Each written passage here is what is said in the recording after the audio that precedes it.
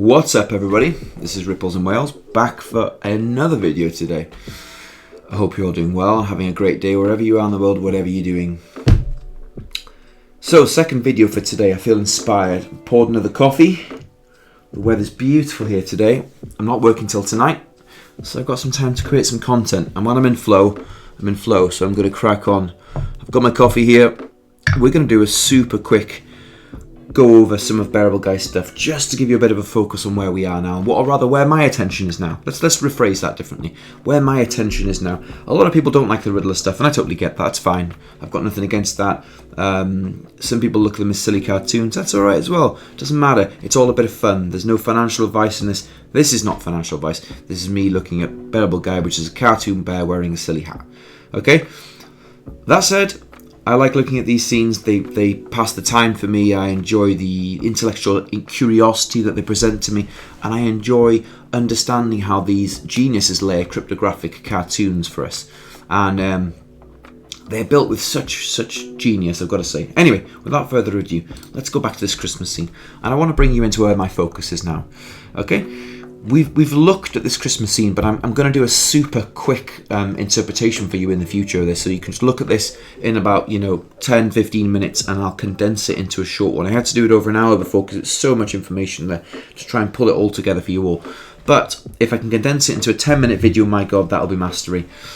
My focus is the fireplace right now. My focus is the calendar. My focus is the stockings. My focus is the arm, the coins, the knight. This third quadrant of the picture. And I always said in my earlier interpretations, if you don't know, that I break this image down into three sections. I break it as the lesson, the library case, and then the fire scene, or the phoenix rebirthing. Right, and we're going to focus on this last quadrant where the phoenix is in the actual flames here today.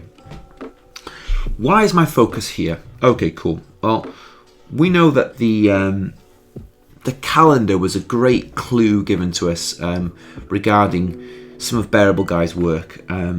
We've seen pictures of it before. We've got bigger visions of it we can bring up, and this was released in various forms that Bearable Guy kind of dropped out in his Reddit channels and his early posts. And we can go back to this 2019 calendar and have a look at where we could be in his calendar, because a calendar is about time. It's about seasons. He breaks these down into 3 lots of 4.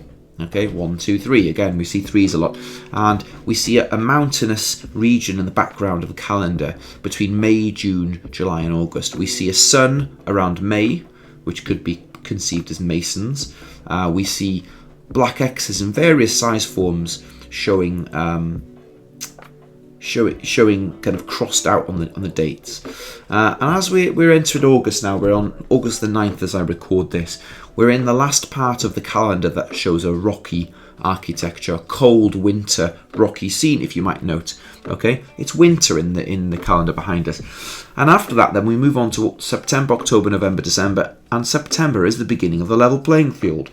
Notice the colour of the calendar is yellow. It's golden.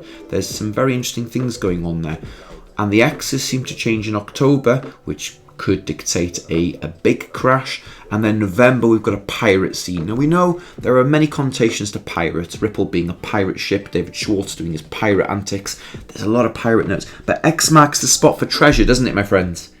X marks the spot on a treasure map. And so you could look at this as a potential form of treasure map. Anyway, between November and December, my focus will be entirely on that space. However, I'm really starting to turn my attention to XRP, and especially Bitcoin now in September, moving this way. So all eyes on the charts. Anyway, so this is the level playing field. Where did the level playing field come from? It came from a scene that Mark Carney and Jerome Powell were in Jackson Hole in the background with these mountainous regions, that was taken back in 2019 at the Federal Reserve Summit. It's also echoed in 3 scenes in the Ripple Riddler video, Declaration of Independence, where we see a scene with a settlement and a blue tie dot. Let's rephrase that. Let's look at the new guard with the posh glove, which is the new banking systems, which in this scene represents Ripple, passing a token to the old guard, a threadbare kind of old faded purple suit of the old banking without the glove on. Yeah, do you notice that they don't have a glove on? So the new glove is the kind of the opulence and things like that. Sam to the Lifeboats nailed all this years ago. I'm just repeating what he says. And on the token there's an inscription. I forgot what that is. Someone in the community tell me what that is. After this scene plays out on the level playing field, we see this scene here, which shows you again the level playing field in the background and the Ripple Riddle opening his arms saying, all aboard. Come on board. His arms dictate a position between the numbers of 9 September, and 3 March 20. You know, in whichever year this is, I'm not going to put dates down.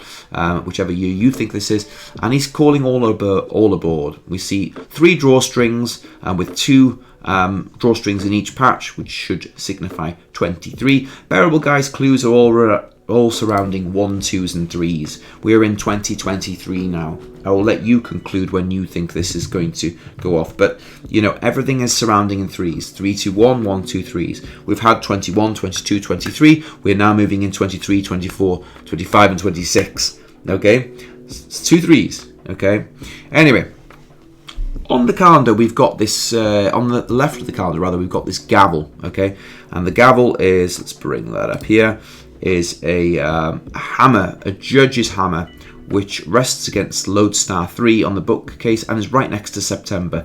Above that we've got the jar of molasses on the bookshelf, which is likely to fall if that gavel bangs the bookcase. Okay, the settlement of a gavel is normally what a judge does, isn't it, to close a case. Case closed, but what will happen to that molasses? Now he's showing that it's September.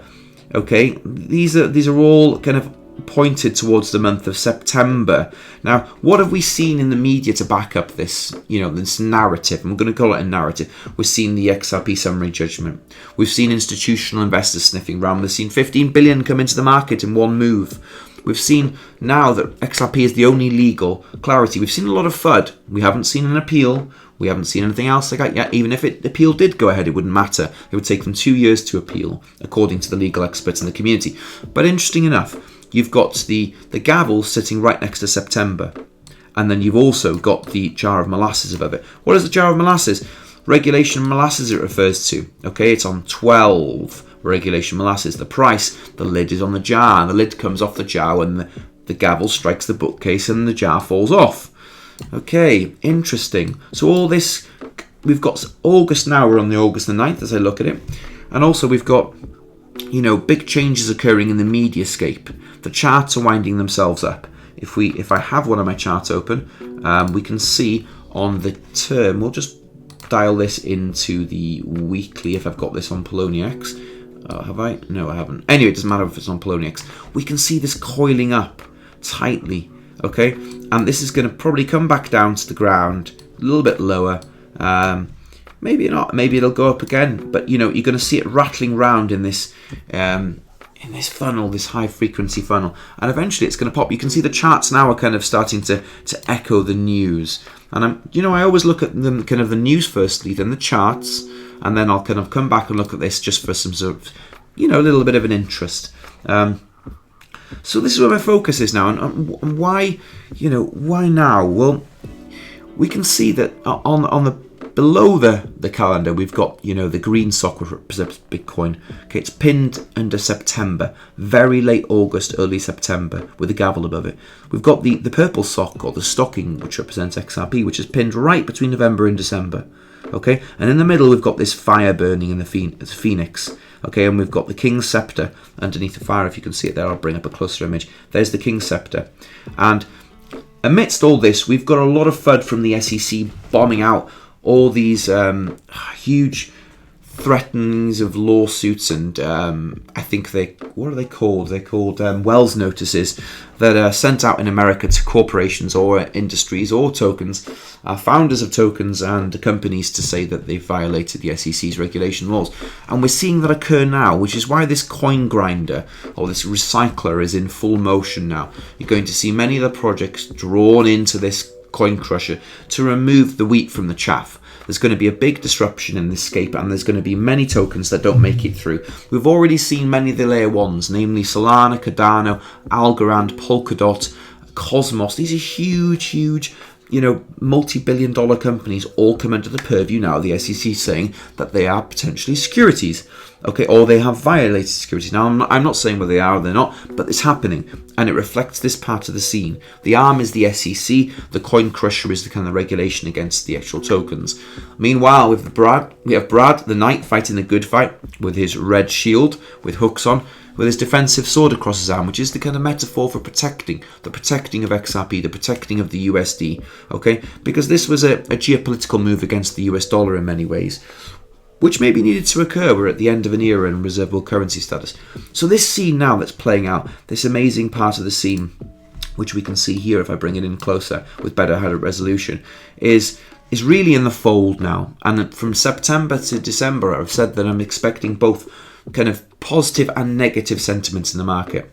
The negative sentiments that I'm expecting is the fireplace situation that could be attributed, and I say could, I don't know, so this is not financial advice, could be attributed to a storm of sorts, and I hope I'm wrong, but this storm that I potentially see coming down the line will be a regulatory one before they are able to hand this over to the institutional investors. And there is a handover going as we speak right now. There is a changeover from retail to institutional investors that's going on. And what do I mean by that? We're seeing a scourge of lawsuits against all the major exchanges, Gemini, Binance, Coinbase, Kraken, just to name a few. There is a massive crackdown on all these exchanges as the main banks go after them. The banks do not want these guys to take this new financial market share. The legacy banks have been around for 300 or 400 years. You know, they go beyond the scope of America's colonization. Most of the banks in our countries go back, you know, I wouldn't say 1,000 years, but certainly 500 years. And the dynasties that support them are very well seated in their halls of power. So there's going to be a trade-off here, and the trade-off is where the institutions come in and use this technology, blockchain, to serve their next generational needs in terms of their software. And the handover, before this handover occurs, there's going to be a shakeout in the markets because they will want the cheapest valuations possible to accumulate OTC. We know it's happening, we know it's going to happen, and the likelihood is that they are going to create some sort of market event. This comes at an interesting time where Bitcoin is about to make its last move up in its relief rally for 2023 before it starts kind of leveling off back down to the mean, and in that it'll draw most of the market down with it. In terms of these in terms of these relief rallies, the altcoins don't seem to move afterwards. They move up with Bitcoin and then they fall straight after. It's not like the altcoin season in the main sense where you get, you know, a rotation from Bitcoin into altcoins. When this occurs in the bear market, which we're still in now, you get a drawdown of the entire market, and I believe this will occur after September, maybe October, November, as we see a storm coming of sorts and a big shakeout in the background of the crypto space. So it may be wise to have some fiat parked on the sidelines. I know I have, and I'm building my fiat bags now heavily as I take profit from any coins that pump, maybe 20 or 30% off, and I put it into stable coins or GDP in the UK. Anyway, this is what I foresee coming. This is where my eyes are. This is what I'm expecting. This is what I kind of envisage occurring, and it could be completely wrong. It's not financial advice. It's just my views on things. But December is going to be an interesting month because you've got all this going on, you know, and the kind of the rising of the phoenix occurs first in terms of this scene, and then you have the purple stocking kind of pegged up onto the mantelpiece a little bit higher. So we've got an interesting 4 or 5 months ahead of us before the end of 2023. And remember, we are still in the bear market. Regardless of the positive news which you've seen in the space, which is absolutely amazing, we still have a lot to go over. And if you go and listen to some of the amazing videos by I think it's called the Crypto Sniper. He did an amazing, let's just find him on YouTube for you all. He did an amazing HVF funnel explanation on XRP. So I think he's called the Crypto Sniper. Let's do the XRP so we can find him on the video. Okay, so this is him. His name's Francis, and his channel, the Crypto Sniper. I urge you to go and have a look at him. And he did some amazing videos, so just take a screenshot of that. He did some amazing videos on XRP. The countdown has begun, so that was 1 month ago. It's one to watch. And he did a few other videos on XRP and XLM. Worth a watch, definitely, for all means. Anyway, the channel's doing really well. I've posted a video out today on the Hodor blog. That's the first one out today. This is going to be the second. Please give the channel a like and a subscribe, and add the notification bell on. It really helps the channel. We're trying to grow it to 1,000 subscribers. See if we can get there in 1 month. And this is my Twitter channel, Ripples in Wales. At me. Come and say hi in the comments section, and also drop a comment on the video. I responded to every single one so far. I think I've got 2 or 3 more to do actually, but yeah, I'm trying to engage with you all a bit more and catch up. Anyway, I hope that's helpful. Hope it's useful. I hope it brings you into the fold and understanding where my eyes are on the bearable guy. The next thing, actually, one other thing before we go, let's have a quick look at this.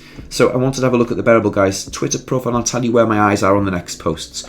On the next post that my eyes are looking for on the bearable guy forward-facing account, it's this one here, August the 18th, okay? Which ties in very interestingly with what I'm saying to you with September. So we are now in August the 9th, okay? And we know that on the scene behind us, we've got September and the jar here. And we know the September, the jar is golden. The month of September is golden there. On the bearable guy calendar, we're getting a few hints there, okay? And after that, we've got December, yeah? Lodestar 3, kind of the little riddle, and then the Lodestar 3 post 2 days later. On the reverse account, where my eyes are going to be fixed and firmly fixated on, will be the next couple of posts, and this is just for a bit of fun, but it's worth keeping an eye on, is this, November the 7th. Remember me telling you November will be a key month. Okay, 2019, this was his first prize. Big green background. Green's very positive for the bear. That's how he likes to post. Anyway, hope that helps. That's where my eyes are going to be on the riddlers and how this next 4 month plays out. Let's see if we're right. Let's see if we're wrong. Doesn't really matter. It's just a bit of fun, isn't it? Anyway, I hope you all have a fantastic day wherever you are in the world and whatever you're doing. And I hope this provides value for it. Please give it a like and a subscribe again as a sub phone. Drop me a comment. All right, have a great day. Be blessed.